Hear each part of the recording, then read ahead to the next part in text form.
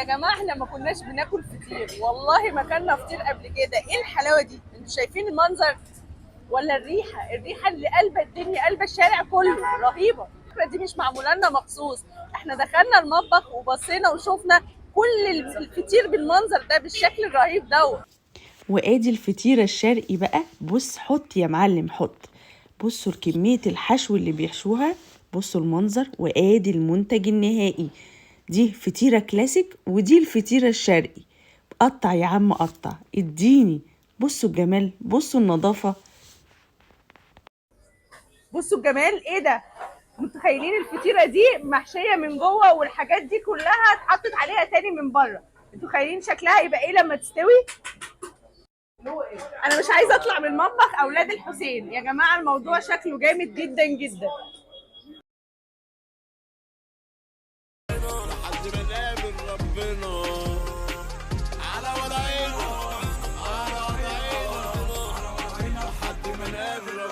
على وضعنا من سنين، على وضعنا معلمين، من صغرنا معصلين، والرجولة في الوريد، كده او كده احنا جامدين، احنا مفيش مننا اتنين ولا حتى لينا زي.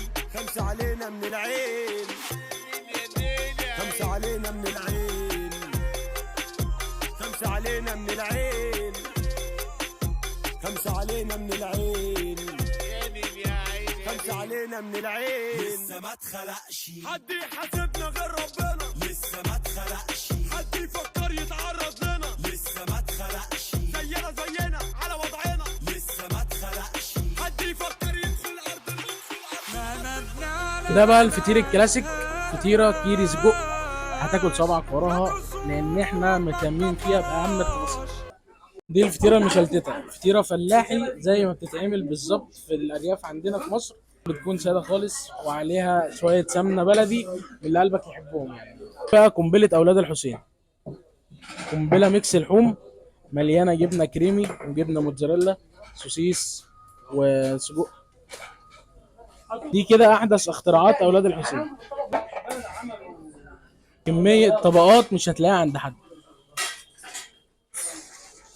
وده بقى الفطير الرول اللي بنسميه عند اولاد الحسين الصاروخ. اتفرج كده بقى على الحلاوه دي. وجينا بقى للحلو، فطيرة النوتيلا. بصوا غرقانة نوتيلا، ويا سلام بقى على الشوكولاتة البيضة اللي فوق الوش. حاجة كده جامدة جدا، أتحداكم إن قدرتوا تخلصوها. تسلم إيدك يا أحسن شيف.